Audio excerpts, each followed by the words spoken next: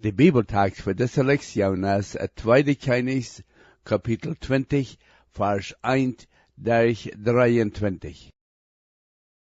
In dat programma zal we dat de koning Hezekia nog God red en dan wil God zich gaf over zijn vijand van Assyrië. Vandaar waar we zijn dat Hezekia krank wordt en dan wil God gezond maken en gaf 15 jaar meer te leven. Aber dan wieder, waar we zijn dat hij niet zo wijs was, en dem dat hij al zijn haben goud tot den koning van Babylon wiesen deed, wat niet grad zijn willen was, wat lauter sehr veel Schaden bracht te Israël. Ik lade nu waren aan naar dit programma te horchen, om te zijn wat we van deze lektion leren kunnen, van hoe wichtig dat is, dat we aan alles wat we doen, immer God naar wijsheid vragen, zodat we niet den Feind een gelegenheid geven, ons van God wegleiden laten. Herr, ik dank die waren voor die woord en bid dat u jeder persoon mocht errichtelijk zijn. Hier is prediker Elmer Remmer met het programma Durch de Bibel. Vandaag, vriend, kom we terug naar deze Kjenich Hezekia. Hij is een buitengewoonlijke Kjenich.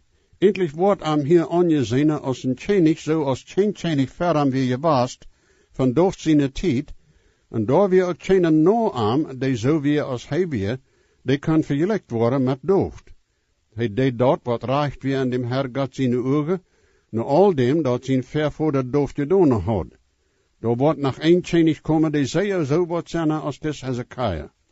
Dat is dat zeichnis dat God van geeft, van diesem Hezekia.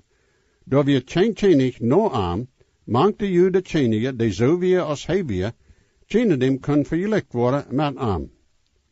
2 Kjenich 20, dat eerste vers.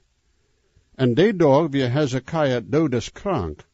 En de profeet Jesaja, dem Amos zijn, kwam naar am en zei te am, zo zegt de Heer God, stel din huis in ordning, dan du zalst sterven en niet leven. Dem Hezekia zijn krank zijn, is 3 maal in de schrift beschreven. Hier in 2 Kjenich 20, en dan 2 Kronieken 32, en dan ook in Jesaja 38. En jeder een van die berichten ligt een beetje meer toe, tot de ganze geschichte. Ik word dat een deel beter betekenen, want we worden in Jesaja ongerechte. Maar er zijn gewisse dingen hier, die ik nu betonen wil. Maar zo dit wordt zijn een zeer zware opgave geweest voor dem Jesaja, dat hij nu moest een dodesoordeel brengen naar dem Kjenich Hezekia. Maar weet, we zijn alle eindelijk onder den dodesoordeel. En dat is een doen wer we zijn, of hoe oud, of wie jong we zijn. De dodesoordeel is op ons, wanneer we ook niet weten wat van een stund, of een dag dat wordt zijn. De schrift zegt in Hebreeën 9, 27, en zoals het bestemd is, voor die mensen eenmaal te sterven, en na dem dat gerecht. Dit is God zijn bestemde ziel. Wanneer we genau wisten wanneer we sterven worden, wordt het niet een onderscheid maken, hoe we dag voor dag leven worden? Sogar veel Christen zeggen, oh, dat wordt nog een lange stoot zijn, eer ik sterven word. Ik wil me daar nu niet overgremen. Nou, we brukken daar vielleicht niet overgremen. Maar we zullen zo leven in de wetenschap, dat we met de tijd sterven moeten. Een predikvriend vertelt dat hij een jonge predikvriend had, een fijne jonge prediker, die had niet goed gevuld, en weer naar dokter gegaan. En die dokter had te hem gezegd dat zijn schrift teruggekomen weer, en hij had maar weinig tijd te leven.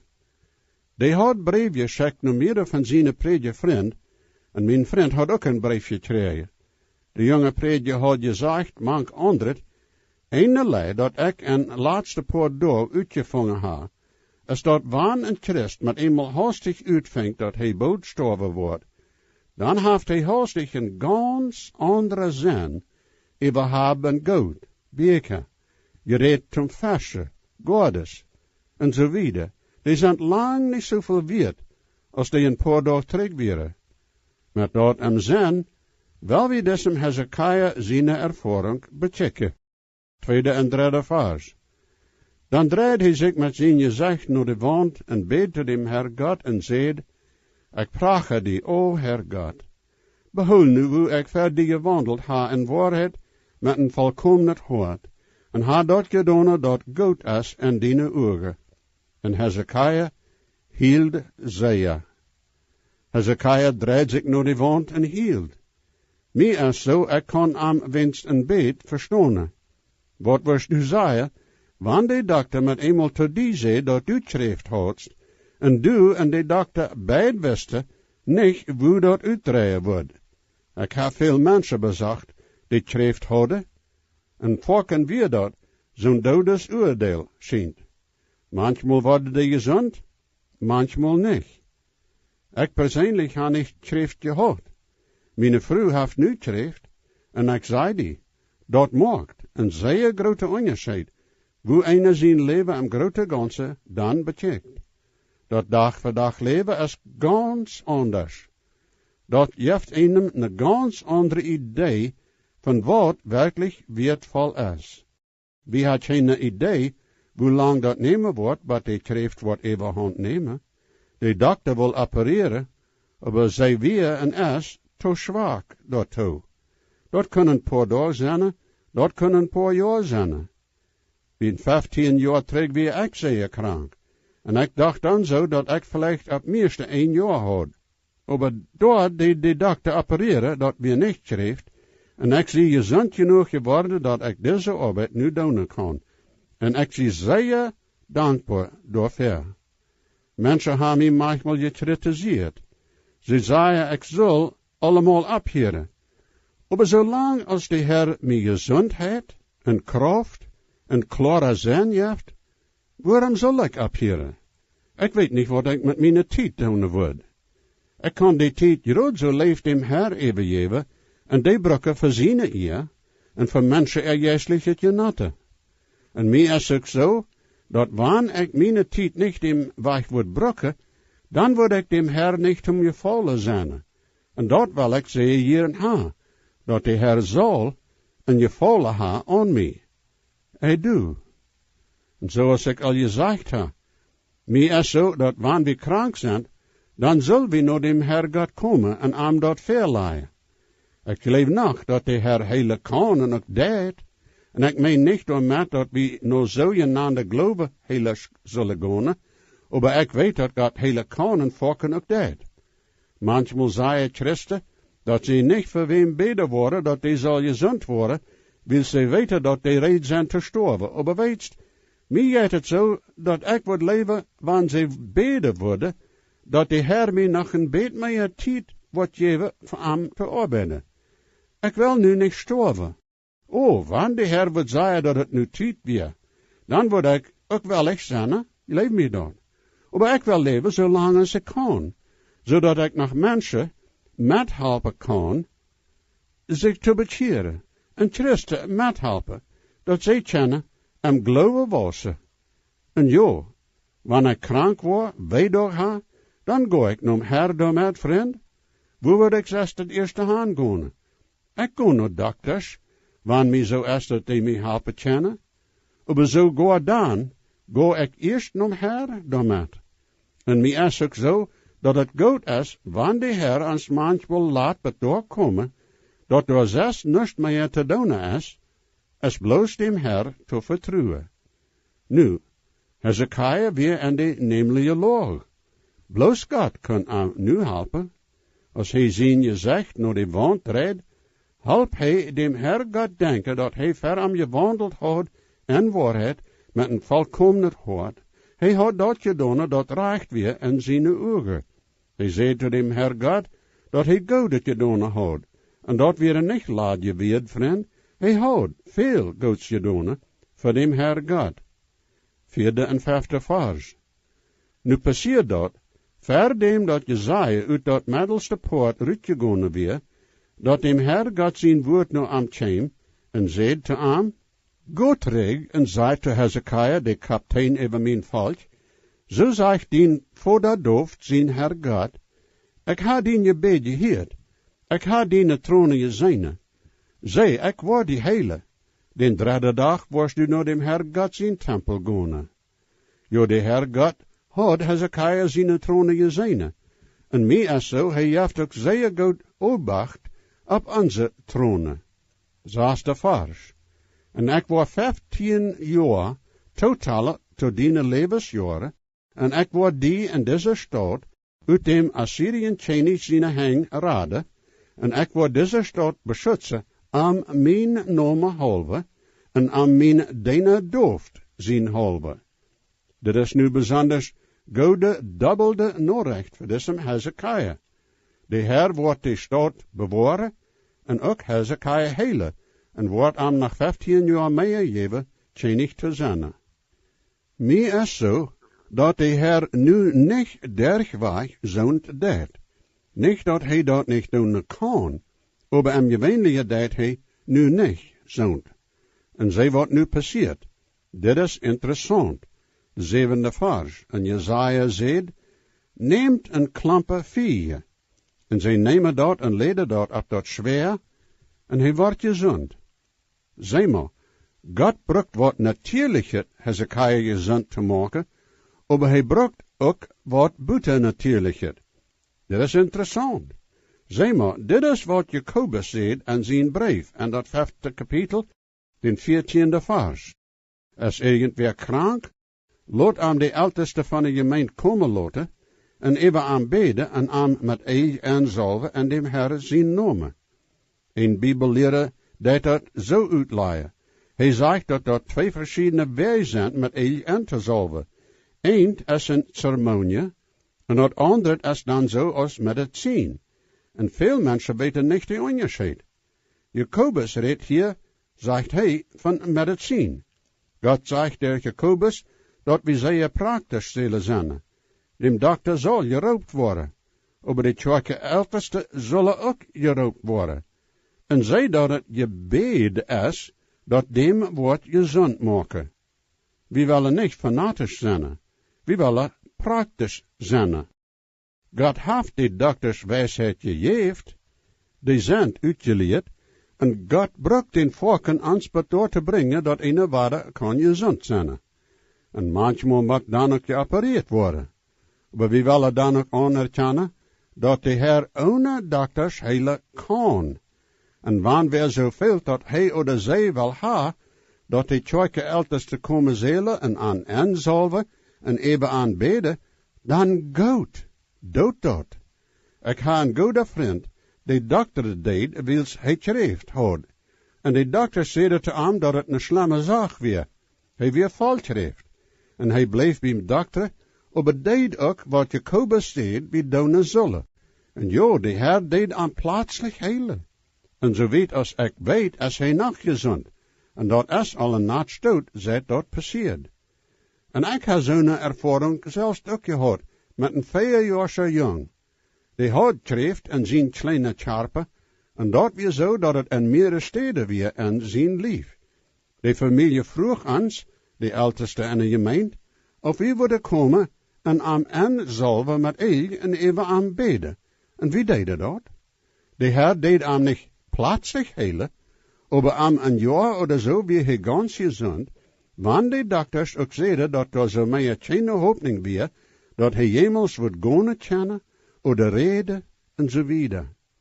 O Gnade Gottes wunderbar, hast du errettet mich.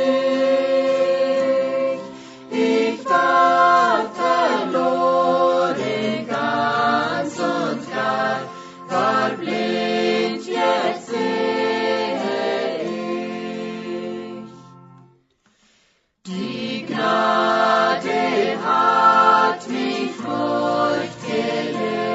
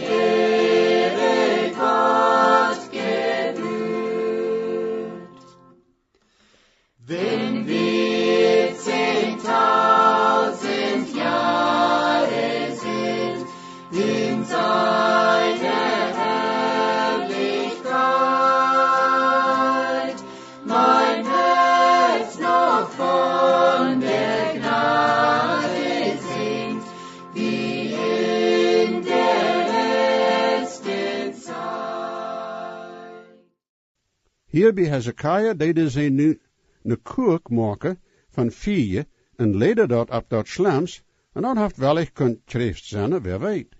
En God zei, ik word die nog 15 meer jaren geven. Also, hoe zullen we dat alles aannemen?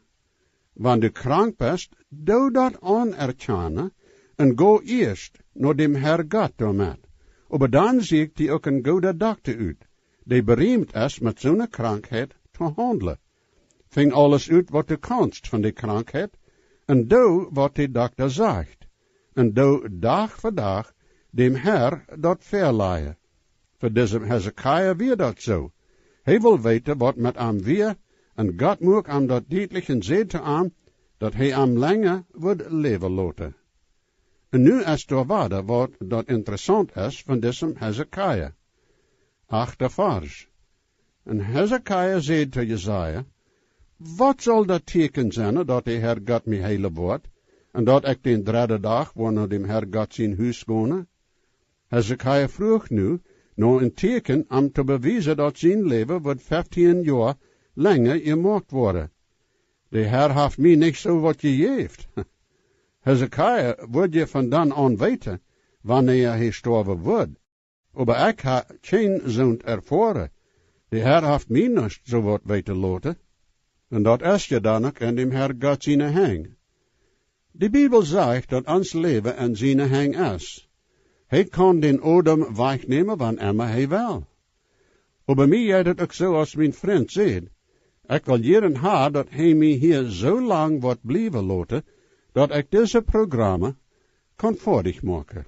Wanneer hij even een andere plan heeft, nou, dat is je dan ook goed. Dat is niet immer God zijn wille ans meer jaren te geven zum leven. Zum Beispiel, de Jacobus en die tijd als de gemeente ganz nieuw weer, de Herodes bracht am. Aber Peter, daar deed de Heer am raden, geef am nog meerdere jaren zum dienen. Dem wordt van gevangenis geraad. Ik weet niet waar am einem geraad wordt en dem andere amgebracht wordt. Die weer een martyr. Dat is alles in God zijn hand. En wat we als Christen willen, winst zullen willen, is dat zijn willen zal je doen worden einddoend wordt. Dat meent dan even waarder, niet dat we niet zullen aan zo'n zaken beden. Een prediker vriend vertelt dat hij een vrouw bezocht had die zeer krank weer. Zij had zo zeer veel wee door. En zij wist dat zij niet kon gezond worden, buiten wanneer een bijzonder wonderteken passiert. Zij had te hem gezegd, te dem prediker, doe niet beden voor mij dat ik zal gezond worden, doe bloos beden dat de Heer mij wordt naar huis nemen. En jo, daar zijn tijden wanneer we zo beden zullen. We hebben een wonderschijn heim, dat door in hemel naar ons luurt. Dat is wat die ook met die vrouw deed. Ik doe even niet zo beden, buiten wanneer de persoon mij direct, zoals dat zegt. Jo, de Hezekiah heeft nu nog een teken gevraagd. En de Heer wordt een teken geven, zoals nie voorher is passiert. En niemals na dem passiert is. Nee, de 11e vers. En Jesaja zei, dit is dat teken dat u hebben zult van dem Heer God, dat de Heer God doen wordt wat hij zei dat hij doen wordt. Zal die schoten 10 stopen verwaarts gaan, of 10 stopen terug gaan? En Hezekiah antwoordt, dat is een eenvoudig ding, dat die schoten zal 10 stopen verwaarts gaan. Nee, laat die schoten 10 stopen terug gaan. En Jesaja, de profeet, bracht dem Heer God, en hij bracht den schoten 10 stopen terug, waar dat raufgegaan weer op de zonneuur. Dit is je dan een zeer bijzonder wonderteken. En mij interesseert dat zeer dat er niet meer van beschreven is. Vielleicht is het zo om te bewijzen dat zo'n niets zwaarder is voor dem Heer, als zo'n dat we aanzien als een kleiner wonderteken. Mij interesseert dat ook, dat er zo'n zijn die met tijd nog verder arbeiden. Dat is je zo dat, wanneer een minuut voorbij is, dan kan een dat niet terugkrijgen, zoals Hezekiah deed. Tijd gaat verwaarts, einddoend wordt. En kensler, die tijd nog verder, vangen met eenmaal uit dat door een gewisse tijd niet te vingen weer. dat weer zo als van dat verschwongen weer. En ben eenmaal had een gezegd, dat hij eenmaal wat in de Bibel geleest had, dat de zon over roos gegaan weer. En als hij dat nou vet met de vangen zei dit, dat hier beschreven is. Maar daar weer nog meer tijd als dat was, en dan lazen ze waar Jozua had gezegd, dat de zon en maan stilstonden zullen voor ongeveer 1 dag. En als ze dat nou vasten, hadden ze met eenmaal bewijs voor alle tijd seit aanvang de wereld. Meer is dat niet duidelijk, hoe ze zo'n nog veel met kennen. Maar ik zie niet zeer klug aan zo'n zaken. Maar dat schijnt je te doen. Nog eenmaal waarde dat God zijn woord ook boekstavelijk recht is, wanneer het ook duizenden jaren terug passiert. En nu komen we nog wat dat einem dat hoort zeer treurig maakt met diesem Hezekiah. Hoe komt dat? Dat zo vaak mensen goed aanvangen en dan in latere jaren met eenmaal op een andere weg opkomen. Zo'n is zo schuld. 12e en 13e vers. Tot die tijd schickt de Babylon Kjennichs Berach Baladan, dem Baladan zijn zin, brief en een geschenk naar Hezekiah, dan hij had gehoord dat Hezekiah krank wie was. En Hezekiah horicht nog aan en wees aan al het weertvallet dat aan zijn huis weer, dat zilver en dat goud en die trederie en die dere zalf en al dat krijgsje weer en alles dat aan zijn schatz te vingen weer, dat weer naast aan zijn huis oder aan zijn Kjennichs dat Hezekiah aan niet wees. Dit weer zeer aanwijs dat Hezekiah hier deed. Hij liet de regeringsvertreder van Babylon al dat schatz zijn dat Salomo opgebracht had. Door weer zeer veel, zeer dier het schatz van alle wegen in de wereld. En zeer weinig wisten daarvan. Maar nu dat Hezekiah deze vreemde mannen van Babylon dat alles wijze. Nust is tegenhouden dat hij den niet wees. Hezekiah had een groot hoort. Babylon had aan een gezondheidskort geschickt, en also geef hij deze mannen een reis. Die is zijn Kjennichs. En dat weer niet goed, dat weer niet wijs.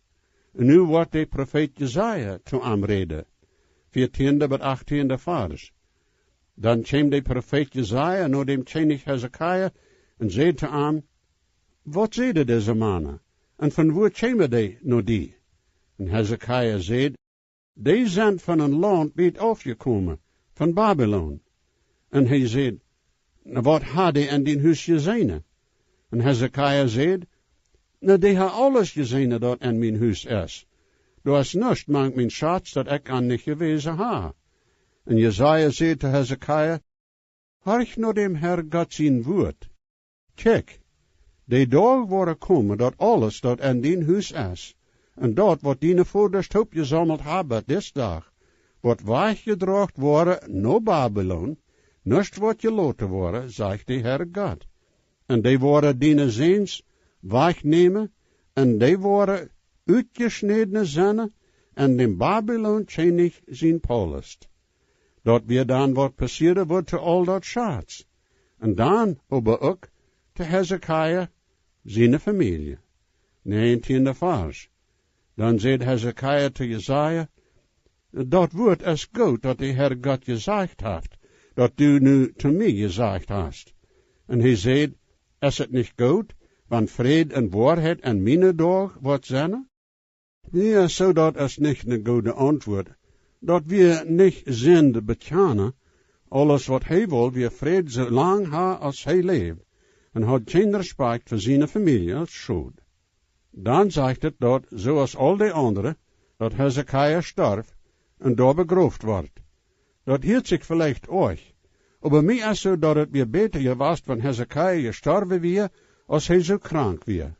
3 dingen passierden in zijn laatste 15 jaar, die zeer schuld zijn. Hij wees de Babylonen mannen zijn schatz. Hij had een zoon, Manasse, die een slechte Kjennichs weer. En in zijn laatste jaren bewees hij een hardnakkig hart, een steltheid. We worden meer zijn van dat Lothar. God is zegen, mijn vriend.